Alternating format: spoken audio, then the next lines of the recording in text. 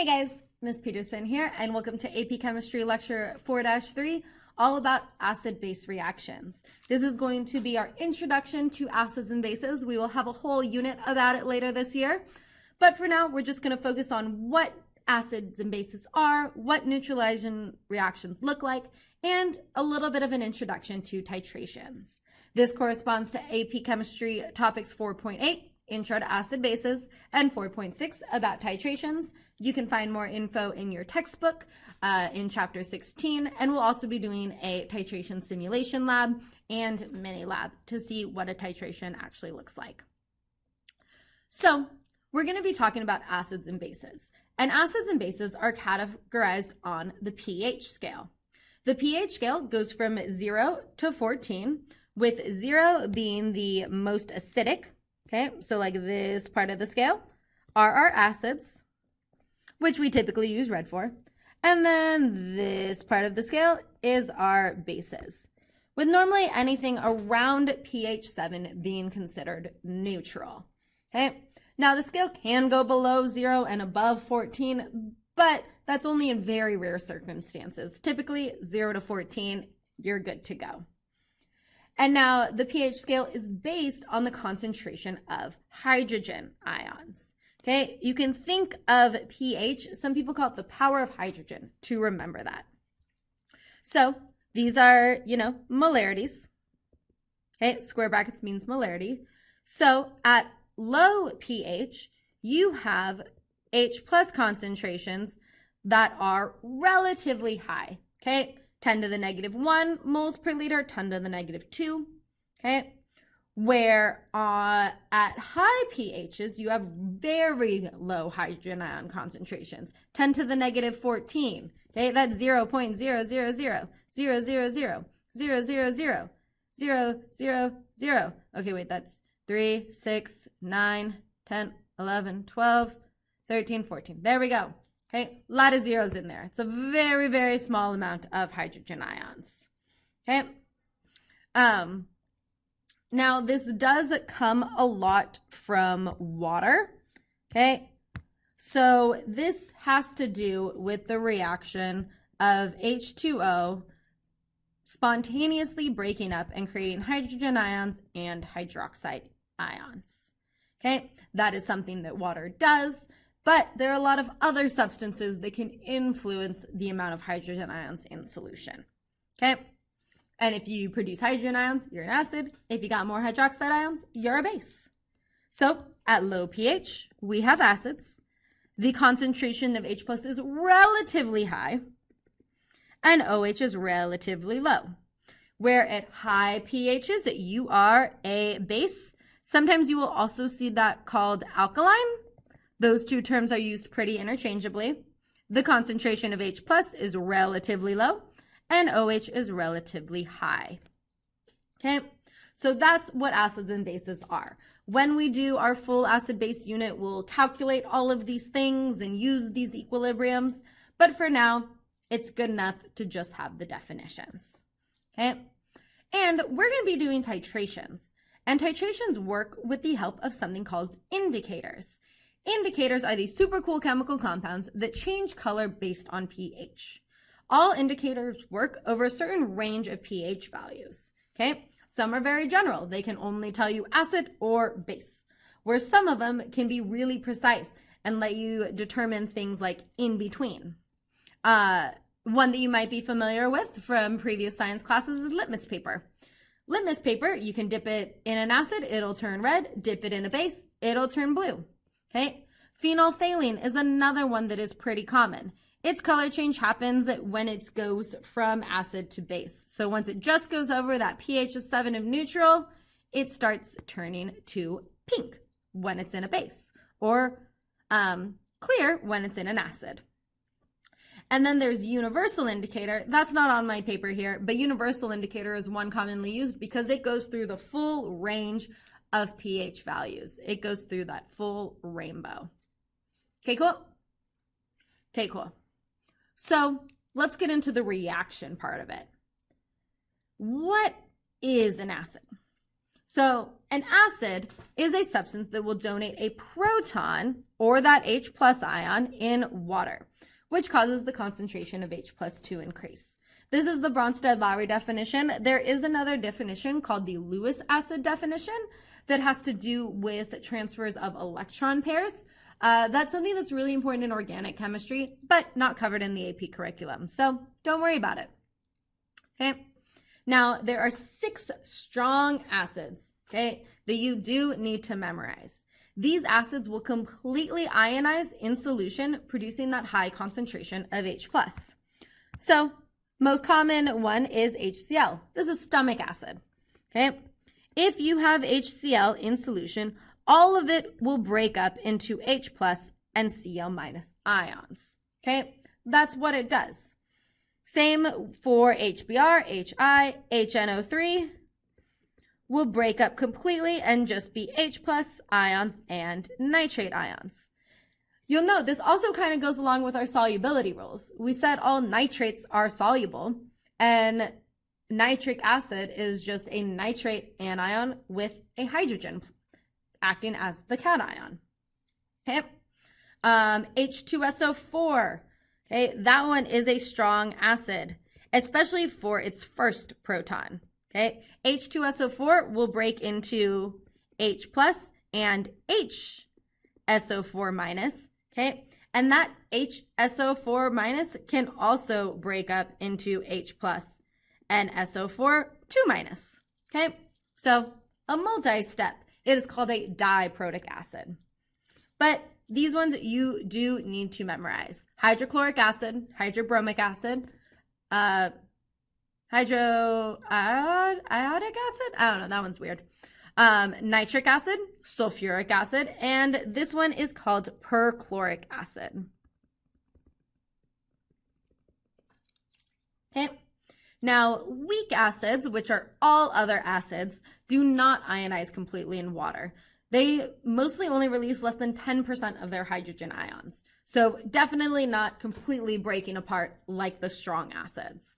And we'll be dealing more with weak acids later. Okay. And then again, just those definitions of acids. Monoprotic acids can donate 1 hydrogen ion and break it up in solution. Diprotic is 2, polyprotic is 3 or more. For example, if we look at hydrogen phosphate here, or phosphoric acid, which is a triprotic acid, okay, you'll see it can release 1, and then that can release 1, and then that product could also release 1. So you can see how that works and can cause even more hydrogen ions in solution. Okay.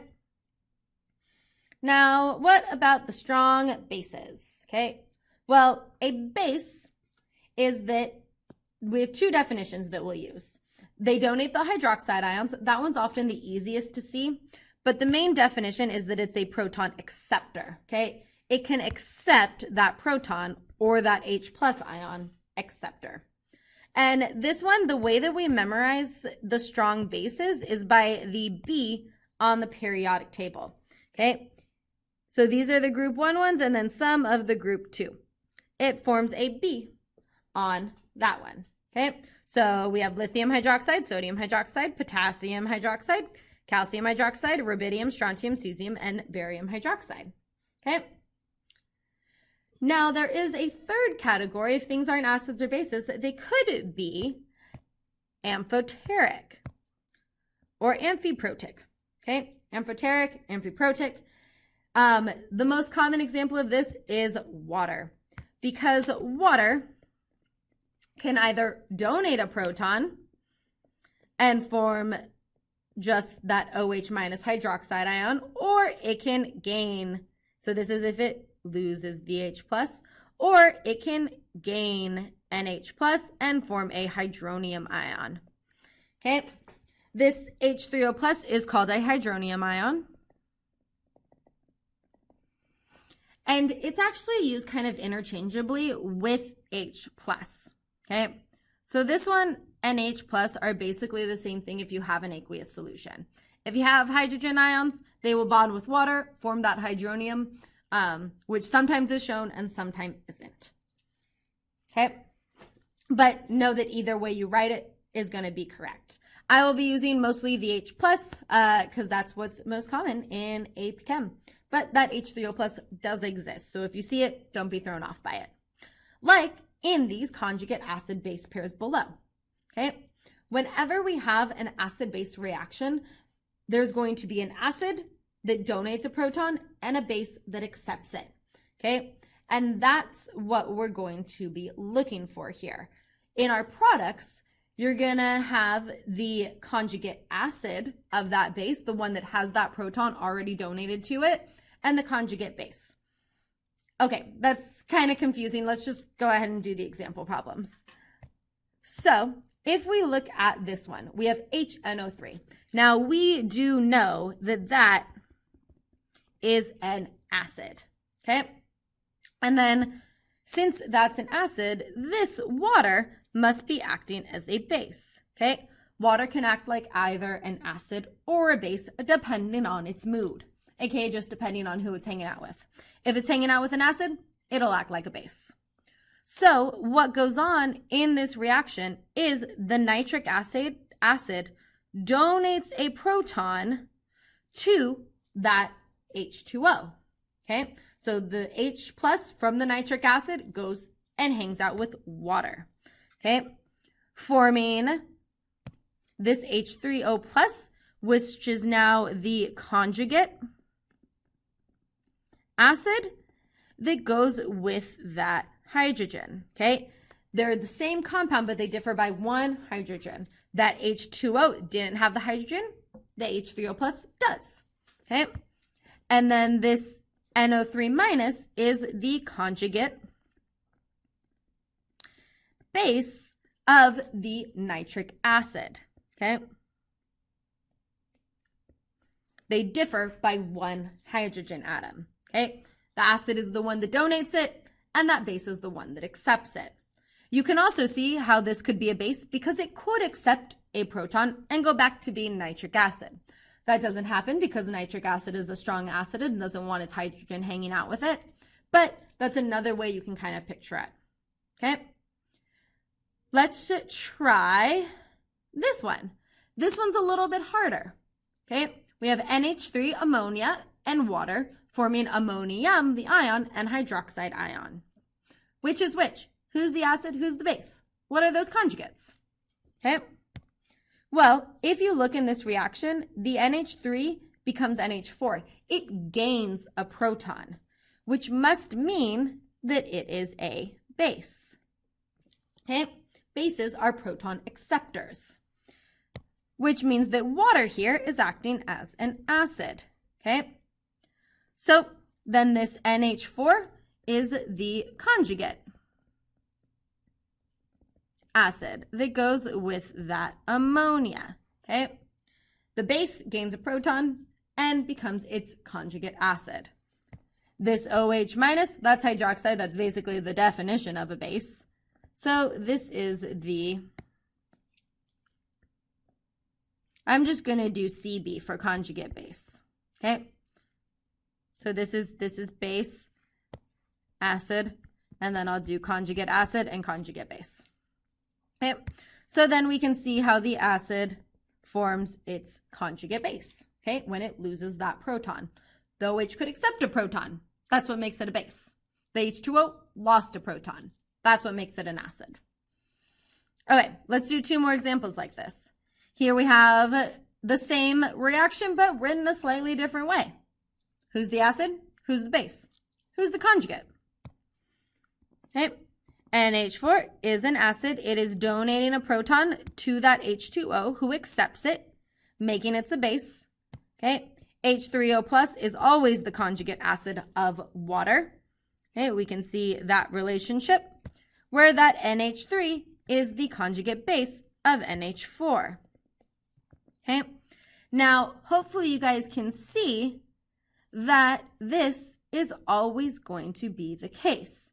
Okay, where NH3 and NH4 are conjugates. Oh, and there's a plus sign missing on there. NH4 always has that plus. Okay, we also need conservation of charge. We got a plus on this side, we need a plus on the other side. Okay, let's do one more. Okay, Here we have a phosphate ion reacting with water to produce hydrogen phosphate and hydroxide. Who's the acid? Who's the base? Well, in our reactants, this H3PO4 is going to accept or gain a proton. It is a proton acceptor, aka a base. The water is what gives it that proton, okay? That H plus moves over there. So then OH is the conjugate base when water acts as an acid. Okay, and H2O plus is going to be our conjugate acid for that phosphate ion who was acting as a base. Okay, cool. Okay, cool. Let's look even deeper at acid-base reactions. Okay, acid-base reactions are sometimes called neutralization reactions, and they are a reaction in which the acid donates a proton to a base. The ones that like this that we're going to focus on for this unit are the strong acids, strong bases. Now, those will always produce a salt and water. Okay, so let's look at hydrochloric acid. Say I mix a solution of hydrochloric acid with sodium hydroxide. These are both strong. HCl is a strong acid. Sodium hydroxide is a strong base. This will produce the H and the OH will bond together to produce water, and the Na will bond with the Cl, forming sodium chloride, which we know dissolves in water. Okay. Water is a weird one. Water, like if it's aqueous or liquid, I normally just say liquid, but is the water dissolved in water? This is kind of like, is water wet? Don't worry about it. Okay. Sometimes we say liquid, sometimes we say aqueous. Both are accepted on the AP test. Okay, so then the net ionic, well, the sodium ions and the chloride ions stayed the same. The only ones that bonded, oh no, we shouldn't say it's aqueous because it doesn't dissociate in water. H2O is a liquid, okay? And it's also like the main thing in the beaker, so we normally say that it's a liquid. The net ionic here is H plus that OH minus, forming water. Now that will be the same net ionic reaction for all strong acid, strong base reactions. Okay, let's look at another one. Nitric acid, HNO3, reacting with potassium hydroxide. Okay, we'll say solutions of both. This will produce, the potassium will go with the nitrate, but we know that nitrates and anything containing potassium is always soluble, but it's that water that is actually the new compound form. That H plus bonding with that OH minus to produce H2O. Okay. Now, salts, some salts can also act as acids or bases in solution. Let me show you guys what that looks like. Starting with an acidic salt. So we have ammonium chloride. Ammonium is NH4+. We already kind of talked about how that is a base. Also, ammonium compounds are always soluble. Don't forget to reference your solubility rules. And we're going to react it with barium hydroxide, which is a strong base. Okay. Now, when these react, we don't have just a plain hydrogen ion to give to that hydroxide, but it's coming from this NH4. So let's go ahead. We'll first do the salt, the barium chloride. That will be BaCl2, which barium chloride. Barium is not an exception to the chlorides are soluble, so this one will dissolve in water. And then what's going to be our other product? What is that ammonium ion going to do? Well, it has that proton that it can donate. And it is going to donate it to that hydroxide ion, forming that H2O liquid. There's two hydroxides, so we're going to get two waters. Okay? And that leaves just the ammonia, that NH3. Ammonia is soluble in water, so that one will be aqueous. Okay? water, anytime you have to write in a reaction, it is always going to be a liquid. Okay, sorry I wasn't clear about that earlier, but yes, water, always a liquid. So what is going to be our net ionic here? Okay, I'm going to go ahead and sketch out the complete ionic so you guys can kind of see this clearer. We have that NH4 plus and that Cl minus reacting with the barium hydroxide. Barium hydroxide is soluble. You can always double check your solubility rules if you're ever not sure. Okay, and it's forming that barium chloride and then the water and the ammonia.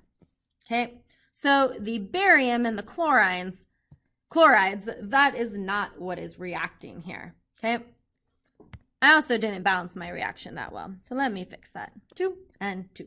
There we go. So the actual reaction that is taking place here is, I'm just going to simplify it. All of the coefficients are 2. So it is that NH4 ion is reacting with the hydroxide to produce water and ammonia. Okay. And again, you can see here, this is just an acid-base reaction. Very similar to this one. Okay.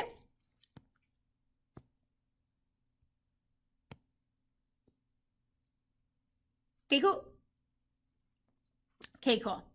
So that was an example of the salt acting like an acid. Okay, this one was the acidic salt. Okay, barium hydroxide is a strong base. Now, some salts can also be basic. Okay, sodium bicarb is, sodium bicarb, not bicarbonate, is NaCO3.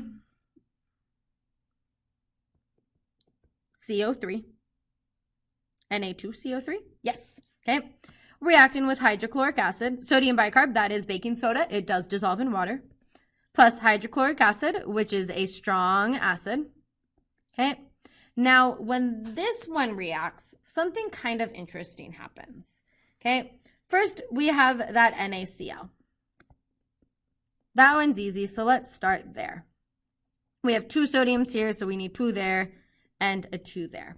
But then we have this hydrogen and this carbonate, okay? Now, hydrogen and carbonates can get together, and they form carbonic acid, H2CO3. Now, H2CO3 actually tends to break up into carbon dioxide and water in solution, okay? Now, that is just a thing that carbonic acid or H2CO3 does. You do not need to have that memorized, but it is what happens, okay? Now, these are gases and liquids. So, for our net ionic there, we have the carbonate ion reacting with those 2 hydrogen ions to produce carbon dioxide and water. Okay, still an acid-base reaction, but a kind of different one. Okay, cool. Okay, cool. So, when we talk about acid bases, we never talk about them without talking about titrations, and titrations are awesome. So, what a titration is not only one of the most fun things you'll do in chemistry class, but it's a method of chemical analysis where a solution of a known concentration is slowly added to another. And that allows us to determine the concentration of these solutions. Okay? For acid-base titrations, we typically graph the pH as a function of the solution added, and it can allow us to solve for the properties of that acid. Okay? So you have the basic steps here. You add a known amount of acid, okay? You add an indicator. This allows you to see the color indicator, allows you to see that color change. You fill a burette, and this is called the actual titration. So titrate with a base, okay, until you see the color change. So when we do this, we always need a precise known concentration to use as our titrant, okay? For acid-bases reactions, we typically use sodium hydroxide. Now, one of the ways that you can remember that it's normally the base that we drop is because dropping the base is a good thing, okay? Drop the base. However, you should never drop acid. That is bad for you. Drop the base, don't drop acid. Okay, the acid always goes in the flasks and the base goes in the burette. Base, burette, okay, drop the base, fine to do. Dropping acid, not so fine to do, okay? So you add your unknown acid to the flask with a couple drops of indicator, and then we add that standard solution. We see the color start to change, and we keep on adding until the equivalence point is reached. Okay, so here's some vocab. The equivalence point is the point where the number of moles of hydrogen equals the number of moles of hydroxide. Now, this happens at pH 7 for titrations involving a strong acid and strong base. The number of moles of acid you added equals the number of moles of base you added. And at pH 7, those two concentrations are equal. They're both 10 to the negative 7. Okay? Now, this is slightly different, though often these terms are used interchangeably by chemists, and so that's why it's confusing. But there's the end point, which is the point at which a solution changes color. If you have a well-designed titration, which we always will, the end point and the equivalence point will be the same, okay? And if they're the same, then you are good to go and you can use them interchangeably.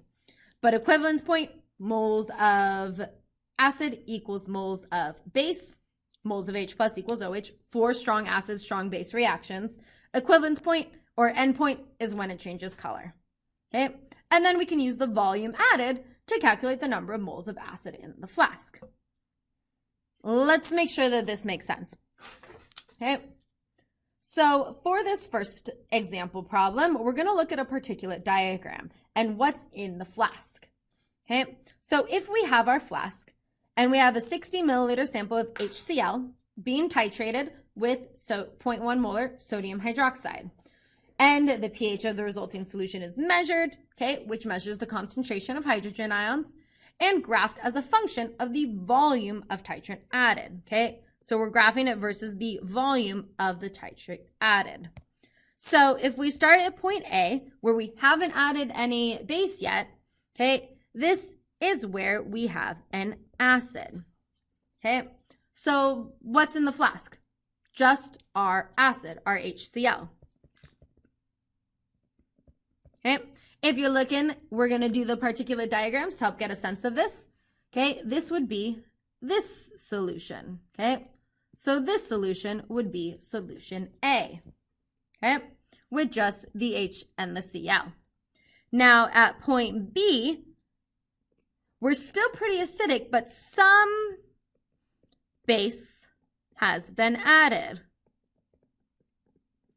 Okay. Not enough, we're still at a low pH, so there's still those H plus ions around, but some of that sodium hydroxide has reacted with some of those hydrogen ions, so there is less of them, replaced instead with the sodium ions, okay? So this particulate diagram is B, okay? Now at point C, we're at pH 7. Acids and bases are equal. And when acids and bases are equal, all of that H plus has reacted with all of that hydroxide to form water, okay? And if we only have water, okay, water molecules are not shown in this simulation. We will only have our spectator ions, that NaCl. This is point C, okay? And point C is also our equivalence point. And if it's a well-designed titration, our endpoint. Now at point D, this is where you are now a base. So you have some hydroxide ions hanging around, okay? This one would be point D.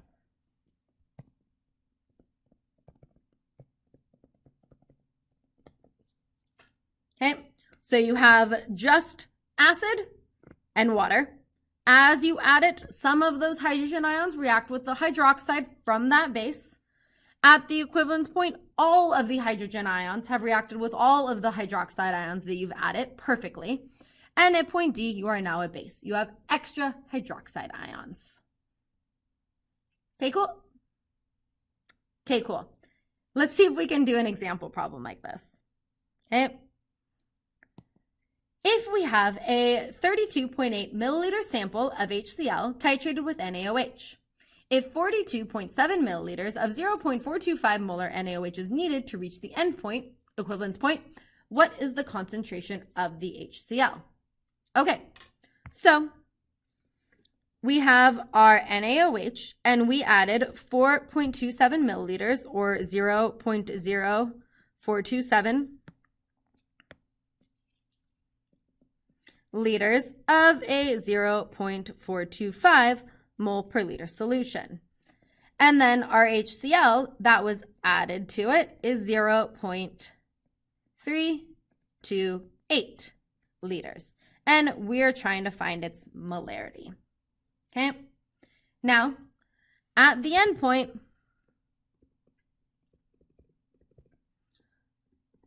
moles of acid equals moles of base.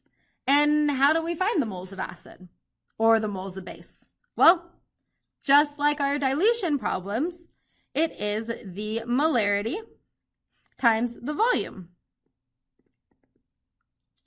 So first we can find our, let me do that. I'm going to do, so volume acid times the molarity acid equals the volume of the base times the molarity of the base.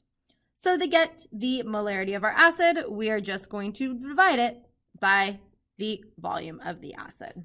Okay, so when we do add that math, we have the volume of our base was 0.0427 liters times 0.425 moles per liter. That'll give us how many moles of base we have. And then if we divide that by 0.0328 liters, okay, that will give us the moles per liter or the molarity of our acid. And we plug that into our calculator.